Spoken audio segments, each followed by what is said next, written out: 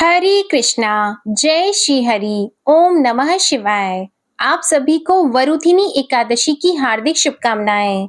वैशाख मास के कृष्ण पक्ष में आने वाली एकादशी का नाम है वरुथिनी एकादशी और शास्त्रों में इस बात का वर्णन मिलता है कि वरुथिनी एकादशी के बारे में स्वयं भगवान श्री कृष्ण ने धर्मराज युधिष्ठिर को इसके महत्व के बारे में बताया था। कहा जाता है कि इस व्रत को जो भी सच्चे मन से करता है उसे मृत्यु के बाद अंत में वैकुंठ धाम की प्राप्ति होती है। व्यक्ति को सुख सौभाग्य की प्राप्ति होती है। जाने अनजाने में किए गए सभी पापों से मुक्ति मिलती है।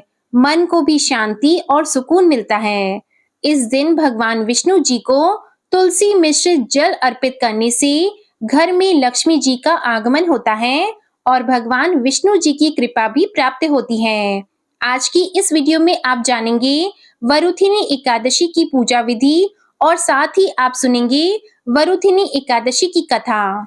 एक समय धर्मराज युधिष्ठिर ने हाथ जोड़कर भगवान श्री कृष्ण से कहा कि हे भगवान, वैशाख मास के कृष्ण पक्ष की एकादशी का क्या नाम है और उसकी विधि क्या है?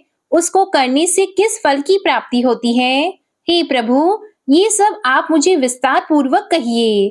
तब भगवान श्री कृष्ण इस प्रकार धर्मराज से कहने लगे, हे युधिष्ठिर, इस एकादशी का नाम वरुथिनी है। यह सौभाग्य देने वाली, सभी पापों को नष्ट करने वाली और अंत में मोक्ष प्रदान करने वाली है।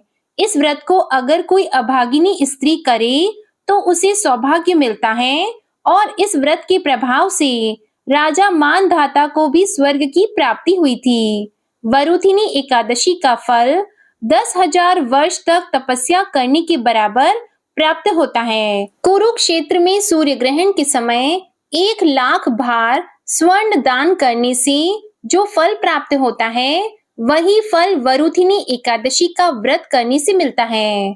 वरुथिनी एकादशी के व्रत को करने से मनुष्य इस लोक में सुख भोगकर परलोक में स्वर्ग को प्राप्त होता है। शास्त्रों में कहा गया है कि हाथी का दान घोड़े के दान से, तिलों के दान से स्वर्ण दान तथा स्वर्ण के दान से अन्न का दान श्रेष्ठ है।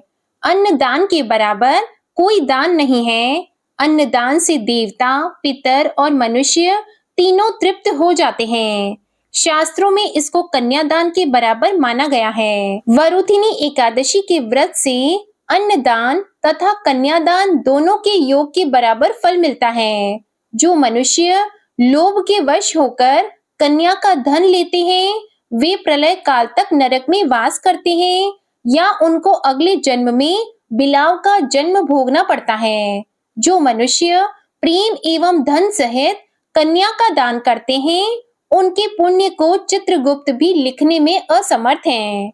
जो मनुष्य इस वरुथिनी एकादशी का व्रत करते हैं उनको कन्यादान का फल मिलता है। मधु अर्थात शहद का सेवन करना, दूसरों की बुराई करना, दूसरी बार भोजन करना और झूठ बोलना, चोरी, पाप या क्रोध करना, ये सब वर्जित माना गया है।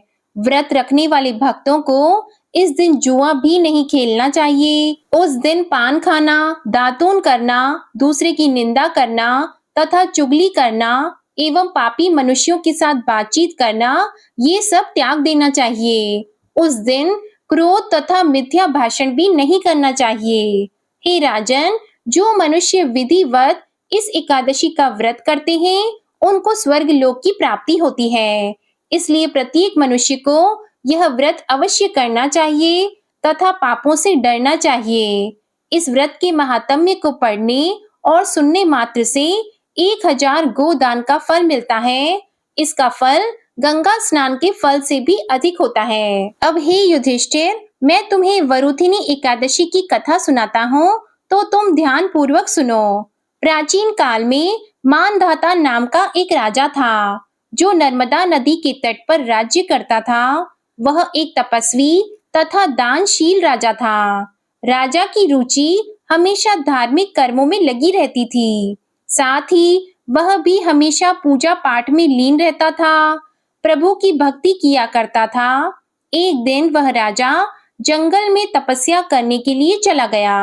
वे जंगल में एक स्थान पर बैठकर कठिन तप करने लगा। तभी अचानक वहां पर एक जंगली भालू आया और वह राजा मानधाता के पैर को चबाने लगा। लेकिन राजा को बिल्कुल भी भय नहीं लगा और वह अविरल अपनी तपस्या में लीन रहा। अब भालू राजा को घसीटने लगा और जंगल के अंदर लेकर चला गया। भालू के इस व्यवहार से राजा बहुत डर गया था। उसने मन ही मन भगवान श्री हरि विष्णु से रक्षा करने की प्रार्थना की। अपनी भक्त की पुकार सुनकर भगवान श्री हरि विष्णु तुरंत वहां प्रकट हुए और उस भालू को मारकर राजा के प्राण बचाए। भालू ने तब तक राजा का एक पैर बुरी तरह से चबाकर खा लिया था, जिस कारण राजा को बहुत दर्द हो रहा था। अपने भक्त को दुखी देखकर भगवान विष्णु ने उससे कहा, हे वत्स, तुम दुखी मत हो, इसका एक उपाय है। तुम मथुरा जाओ और वहां आने वाली वरुथिनी एकादशी का व्रत रखकर मेरे वराह अवतार मूर्ति की आराधना और तपस्या करो। उस व्रत के प्रभाव से तुम फिर से पहले जैसे सुदृढ़ और सुंदर अंगों वाले हो जाओगे। तुम्हारे पूर्व जन्म के पाप कर्म के कारण ही इस भालू ने तुम्हारा पैर खा लिया है।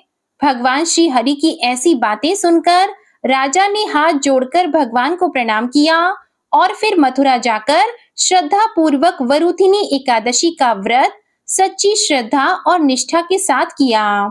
वहां पर उसने वराह अवतार मूर्ति की विधि विधान से पूजा की और फलाहार कर व्रत किया।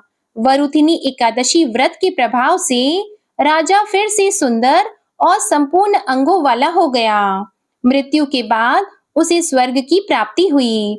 इस प्रकार जिस तरह से वरुथिनी एकादशी व्रत के प्रभाव से राजा मानधाता को कष्टों से मुक्ति मिली, इसी प्रकार से यह व्रत भी अपने भक्तों को हर प्रकार के कष्टों से मुक्ति दिलाने वाला और मोक्ष प्रदान करने वाला है। धर्मराज जी को वरुथिनी एकादशी व्रत की कथा सुनाकर भगवान श्री कृष्ण मौन हो गए। इस प्रकार कथा का सार यह है कि सौभाग्य का आधार संयम है। हर प्रकार संयम रखने से मनुष्य के सुख और सौभाग्य में वृद्धि होती है। अगर प्राणी में संयम नहीं है तो उसके द्वारा किए गए सब त्याग और भक्ति, पूजा आदि सब कुछ व्यर्थ हो जाते हैं। आइए अब जानते हैं एकादशी व्रत के बारे में। साल 2024 में वरुथिनी एकादशी का व्रत रखा जाएगा 4 मई यानी कि शनिवार को। एकादशी तिथि प्रारंभ होगी 3 मई शुक्रवार को रात्रि 11:24 पर और एकादशी तिथि की समाप्ति होगी 4 मई दिन शनिवार को रात 8:38 पर। ऐसे में सूर्योदय कालीन तिथि में शनिवार के दिन यानी 4 मई 2024 को हमें एकादशी की तिथि प्राप्त हो रही है। इसलिए 4 मई को ही एकादशी का व्रत रखा जाएगा। तो जो भी भक्त एकादशी का व्रत करते हैं वे 3 मई को दशमी तिथि के नियमों का पालन करेंगे। यानी कि दशमी तिथि के दिन आपको सात्विक भोजन लेना है, लहसुन, प्याज, मांस, मदिरा का सेवन नहीं करना है और रात्रि में भूमि पर शयन करना चाहिए। सूर्योदय के बाद अन्न और नमक का सेवन नहीं करना चाहिए। फिर एकादशी के दिन यानी कि 4 मई को सुबह जल्दी उठकर स्नान इत्यादि से निवृत्त होकर भगवान सूर्य देव को जल अर्पित कीजिए। फिर अपने घर के मंदिर में भगवान श्री हरि विष्णु के सामने शुद्ध घी का दीपक जलाएं। अपने व्रत का संकल्प लीजिए। इसके बाद आप व्रत प्रारंभ कर सकते हैं। क्योंकि जब भी आप कोई व्रत करते हैं तो आप संकल्प जरूर लीजिए, क्योंकि इसी से व्रत का पूर्ण फल मिलता है। इसके बाद विधि विधान से भगवान श्री विष्णु की पूजा कीजिए। आज के दिन भगवान को पीले पुष्प अर्पित करनी चाहिए, पीले फलों का भोग लगाना चाहिए, पंचामृत से भगवान श्री हरि विष्णु का अभिषेक करना चाहिए और भगवान श्री हरि विष्णु को पीले वस्त्र अर्पित करने चाहिए। पीले चंदन से उनका श्रृंगार करना चाहिए। फिर विधि विधान से उनकी पूजा करके उनकी आरती करनी चाहिए और मंत्रों का जाप करते हुए ही पूजा की जाती है, मतलब मौन रहकर पूजा नहीं की जाती। तो भगवान श्री हरि विष्णु के किसी भी मंत्र के द्वारा, जैसे कि ओम नमो भगवते वासुदेवाय, ओम नमो नारायणाय नमः, ओम श्री विष्णवे नमः। इस प्रकार से मंत्र जप करते हुए उनकी पूजा कीजिए, आरती कीजिए। फिर दिन भर आपका व्रत होता है। व्रत में आप फलाहार कर सकते हैं, मतलब कोई सा भी फल आप खा सकते हैं, जूस पी सकते हैं, फलों का रस ले सकते हैं। इस प्रकार से फलाहार और जलाहार के द्वारा आप व्रत धारण कर सकते हैं। और फिर शाम के समय भगवान श्री विष्णु जी की विधि विधान से पूजा की जाती है, उनके मंत्रों का जप किया जाता है और रात्रि के समय आपसे जितना भी संभव हो सके उतना जागरण करना चाहिए। इसी के साथ एकादशी व्रत का संपूर्ण फल आपको प्राप्त हो और आपकी कोई भी कामना है वह पूर्ण हो, इसके लिए भगवान श्री हरि विष्णु के सामने एक अखंड दीपक जो कि पूरी रात्रि जलता रहे, उसे अवश्य प्रज्वलित करना चाहिए। और फिर अगले दिन यानी कि द्वादशी तिथि के दिन सुबह जल्दी उठकर नित्य कर्मों से निवृत्त होकर आप स्नान कर लीजिए। फिर भगवान श्री विष्णु की विधि विधान से पूजा कीजिए और फिर शुद्ध और सात्विक भोजन बनाकर पहले भगवान को भोग लगाते हैं और उसके बाद अगर संभव हो तो किसी ब्राह्मण को घर बुलाकर भोजन कराएं, नहीं तो ब्राह्मण के निमित्त दान की कच्ची सामग्री निकालकर, मतलब भोजन की कच्ची सामग्री निकालकर आप दक्षिणा के साथ रख दीजिए। फिर इसके बाद शुभ मुहूर्त में आप अपना व्रत खोल सकते हैं। अब बात करते हैं पारण की शुभ मुहूर्त के बारे में। एकादशी व्रत का पारण हमेशा द्वादशी तिथि में किया जाता है और द्वादशी तिथि प्रारंभ हो रही है 4 मई को रात 8:39 पर और द्वादशी तिथि की समाप्ति होगी 5 मई को शाम 5:42 पर। ऐसे में एकादशी का व्रत हम धारण करेंगे 4 मई को और 5 मई को व्रत का पारण करेंगे।